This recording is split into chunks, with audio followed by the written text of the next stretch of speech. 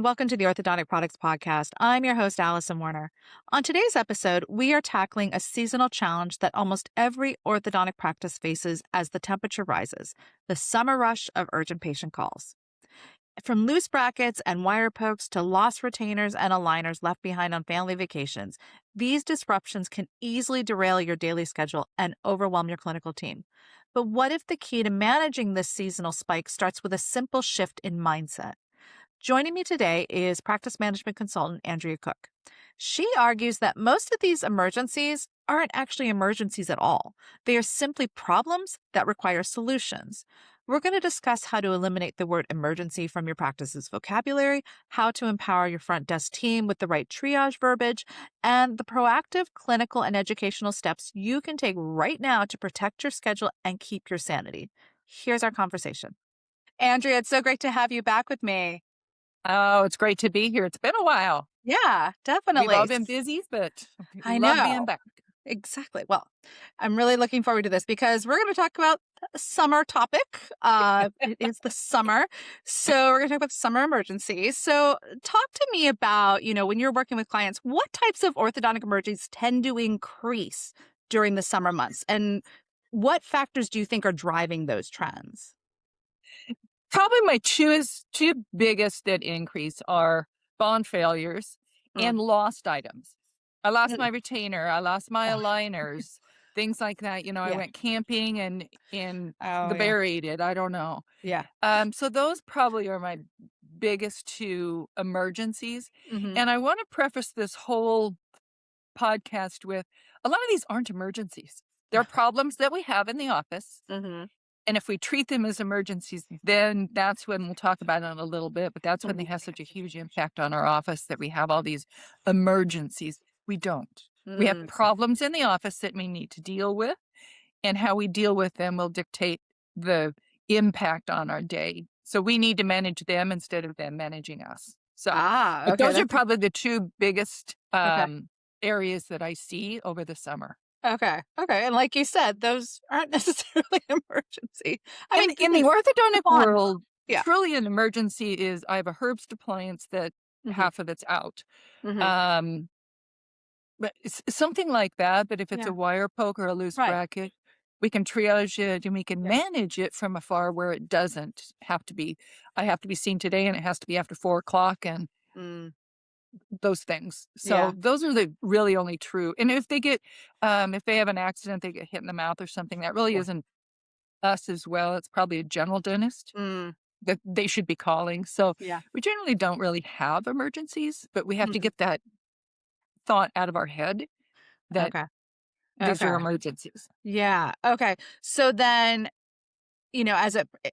beyond changing that mindset, what are some of the preventative steps practices could be taking to reduce the likelihood of those emergency appointments? A lot of it is training on the team. First thing I want to do is slow down on my bonding protocol, do a review of it to make sure that I have all the supplies that I need, I have all the education I need to do the bonding, and I have the time. So there's not missed steps that I was rushed or we switched clinicians during a procedure and something got missed. So I want to make sure those pieces are in place in the office and then educate our patients on what to do if you have a problem, not an emergency. If you have a problem, here's what you do. If you can't resolve it, give us a call and we'll set up a time for you to see us in the next, few days. Whatever. But yeah. So it sounds like, there's an aspect of this as clinical protocols, but then it's also patient behavior and then maybe some of the office systems that need to be addressed. All three to make it through the summer with any sanity at all. It really requires all three of those. And before summer, I like to have a review of, what's our bonding protocol, all the things just to make sure we're all not skipping steps and doing things the way our office is supposed to be doing them, following the protocol. So if you haven't started summer yet, I would make that a priority to do that step back and say, making sure everybody's on the same page. Yeah. And then, I like what you said, a lot of this, they aren't emergencies, they're problems. it kind of sounds like it's almost kind of reframing how you, not only within the practice, but also the patient responds to a problem. hmm And for any orthodontic office, I encourage all of my offices to never have the word emergency in their office. Mm, It's not on my phone recording. If you've reached us after hours, if you have a medical or a dental orthodontic emergency, please call. We don't. mm, And we don't, the TC doesn't tell them during the initial exam. If you have an emergency, you can call us, you can reach us after hours. mhm, None of that. If you mhm. have a problem, repair, we can fix that. Just give us a call on the next Yeah. business day or, Mhm, during patient hours, mhm. and we can get you set up for a visit. Yeah. So if we start with that, not in our minds and not in our patients' minds, Mhm. then it eases them that in their head, if they have a loose bracket, it's an emergency. I need to be Right. seen, Right. and it's really not. But Mhm. we have to let them know that it's not. Right. Otherwise, they're going to call and Yeah. say they have an emergency. Right, right, exactly. What are some of the tools that, you see as effective for kind of triaging these problems, and, how can they have a positive, can they have an impact on, saving chair time or staff workload? What are some of those tools? Yeah. Patient education is a big one because in Okay. our world, we know all of these things and it's not an Mhm. emergency. But if you have a new patient or a newly bonded patient who just started and something looks different or feels different, Mhm. Mhm. that's that could be very unsettling for them and they may Yeah. get anxious. And Mhm. I need to be seen, and you find out it's, one of the otis is off. Right. It's not, but it's that patient education, and it can't just be one time. Mm. They hear a percentage of the information that we give Yeah. them, both in the TC room and at the chair. So we have to be reiterating that at every opportunity we can. So, Johnny, you're in today. What are your plans for the summer? Oh, we're taking a 3-week trip to Italy. That's an opportunity for me to say, do you have enough wax? Do you know Mm. what to do if this happens? If you get a wire poke, do you know how to resolve that? Okay. Walk through it with them to make Sure. sure. So when you hear those things, pick up on it and just don't say, hey, have a great trip. But Ah. make sure they're setting up for, I've done everything I can to make it as easy for you as possible Mhm. to resolve it. Yeah. Yeah. Or I can come to Italy and fix it for you. There you go. I'm willing to jump on the first plane. Sounds like a true emergency. I best come. What about, where do you see the role of like virtual care or remote monitoring tools in this workflow? um, they're very helpful and they're very challenging Okay. for my offices. Mhm. If they are used properly, remote monitoring can solve a lot of these problems because I can really see what's going on. Okay. The challenge that we're having in offices is having a team member there and available and has the time to Mm. monitor what's coming in. Okay. I'm running 2 assistants short. Sally's called in sick, and I'm trying to train somebody. Right. So true patient care in the office has to come first, and those things tend to get pushed off. Yeah. And I don't have the bandwidth or the time for it, so they don't get done. Mhm. If you don't go down that path, if you're not on any of the remote monitorings, you can use your phone to help triage too. Mm. You know, Mom, can you take a picture of what you're seeing in Johnny's mouth so that I can look at it? Yeah. So you can use that as a tool. Mhm. And if you're not on the remote monitoring path, Okay. but it really helps triage those. It's Mm. just the management gets to be a Right. bit tricky for us. Yeah, especially if it's late at night or over, on the weekend. Yeah. Yeah. Yeah. Okay. But I think they're great tools for Yeah. offices that embrace it and really use it. Mhm. And a lot of them use it for more aligner therapy. Okay. But with brackets, Mhm. there's a vast amount of information that's in there that can help us Mm. and triage Okay. that. Okay. Okay. How do you recommend that practices accommodate these problems without disrupting the rest of the schedule? My first line of defense is we have to have whoever's answering your phone, I don't care who Mhm. it is, trained on how to triage. What is an emergency? Mm. What has to be seen? Talking them off the ledge of saying, no, she's got a bracket off. We need to be seen. Mhm. And helping them walk that patient through, because when they call in and I have a loose bracket or something's lost my retainer, I Mhm. need to get in today by 4 o'clock. And we Mhm. have to have the verbiage in place to let them know it's not, it starts with the TC, letting them Mhm. know. It starts with the clinician who's doing the bonding or delivering Yeah. aligners or whatever it is. Yeah. And then it goes to whoever's answering the phone and being able to talk them down and fit them into our schedule. Mhm. Their their lost retainer is not 2 days is not going to make a difference to come Yeah. in for a new scan. It's Yeah. not an emergency. If I just got my braces on and I have a bracket come off, within a few days, I work harder to try and get them in because Okay. the PR that goes along with it. Okay. But if it's, I'm 6 months into treatment and I have a loose bracket, Mhm. if the front the verbiage to say, you know, is it causing him any pain? Well, it's just a little bit sore. Put some wax on it. It's not Mhm. going to change your treatment time. It's not going to affect anything. We can get you in next Tuesday. Okay. It's but it's that verbiage that talks Yeah. them off. It's not an emergency. Mm. Yeah. What do you wish that practices and staff really thought about around managing these disruptions or those potential disruptions, these problems? Um, they most of my a lot of my offices are still in that emergency mindset, and I Okay. really wish they would get back to. We have a lot of not a lot. We have problems in our office. We have Mhm. solutions, Yeah. and not get wrapped up in the letting the patients dictate. Well, the bracket's loose. I have to be seen Right. today, Yeah. and managing them in a kind, educational way, Mhm.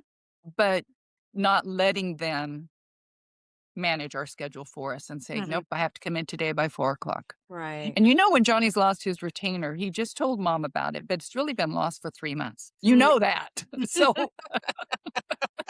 or my aligners or whatever it Uh-huh. is. Right, So exactly. So that extra week or 3 days to get a it is, yeah, Yeah. it's really not going to matter. But Yeah. so I would like them to take a step back before summer and really manage their verbiage, their bonding protocol, um, our supplies that we have enough, what we're doing with the patients as far Uh, as giving them what they need. okay. Just do a step back before summer or Yeah. now if they're already in summer Yeah. and give everybody what they need.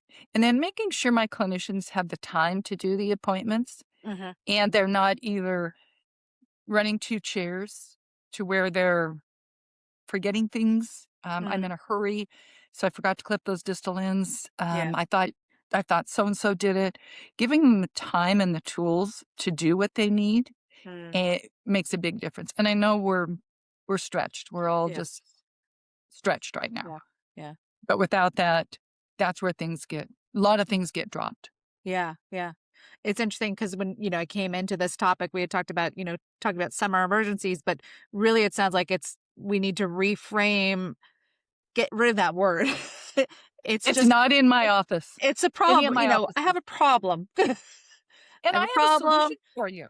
Yeah. Use your wax. We can see you next Tuesday. Mhm. I've Yeah. I've resolved it. I've made you comfortable. I've Right. given you what you need and I've educated you. So Yeah. it's not that I'm pushing them off and saying no you Right. can't. Mhm. But and like I said, put them in your schedule. Yeah, exactly. And Stop that being so reactive. when we accommodate one. Mhm. So I'm going to let you come in. We're packed this afternoon. But I'm going to let you come in with that loose bracket at 4 o'clock. That patient you accommodated has displaced probably 10 appointments around it Mm. and either made them run late or run over their appointment time because we're accommodating one. Mhm. So really think about the impact that one person or that one patient makes on the rest of the schedule and your team. Yeah. Yeah. Okay, so if you could give an orthodontic practice one recommendation for reducing quote unquote emergency visits this summer, don't want to use the word, what would it be? We got to call them problems. They're Yeah. problems. They're not emergencies. Take that pause. Don't wait till the end of summer to do it. Take it Mhm. now. Even if you're already in summer, take that pause and say, um, what do we do in these situations? Making sure the team has what they need, the verbiage that they need. And when they get frazzled, the front desk, I know it's late in the afternoon, they're busy and somebody calls in. And so they just put them somewhere to get them off the phone. Make sure they have the verbiage and the tools. So take that pause in the practice and really give everybody what they need. Take a breath and say, what do you need? And take a look at your schedule. And if they're overriding the schedule to get a lost retainer in or a lost aligner in, we really need to educate. That's not what we need to do in the office. We need to get them scheduled in an appropriate slot. Yeah. Otherwise, it's just sets the team up for failure because they're running behind. Right. But like I said, displacing those patients. And I wanted to mention too one thing. Yeah. When if you can do it during the summer, it's great to track what's going on, track what your emergencies are, what your comfort visits or whatever they are. But for offices that are having bond failures, I track patients that call in with a loose bracket. We track those. But we also track patients that come in with something loose. So you need to have a code in your management system that can track those too, because sometimes I'll have an office that has 40 loose brackets in a month. And then when we look at those patients that are just showing up with loose brackets, we've got another 40. So we have a bonding problem. Oh, you're So underreporting. if they just, it's not reported, it's not recorded. So I run the report that says, how many loose brackets did I have last month? It's tracking those that called in and get coded that way. But having a code that we can track them, and that's where we get more accurate data and we can really see what our problem is. So I can apply the correct solution. Otherwise, I'm seeing half of the problem or maybe it's all of them, but just make sure we track it that way. Yeah. And to follow up on that, would you say that bonding failures are kind of the summer problems, emergencies, are bonding failures kind of the one most common one that relates to a system within the practice? Like a lost retainer, a broken aligner, that's on the patient at home. Is it mainly the bond failures that are the ones that you're actually going to be able to track and maybe create some kind of corrective to at least keep those to a minimum? Yeah. And when I track emergencies, so I track people that call in, I track patients that show up with something loose or broken. This goes for brackets and attachments, anything I have bonded. Once I have that information, then I start looking at what happened within that. So I give the office about a month after a bond to take responsibility. If a patient is 3 months into treatment and they're having loose brackets, that's probably a different problem. That's a patient education problem. What are you eating? Are you chewing on your water bottle or your mouth guard? Are you doing things that are causing that?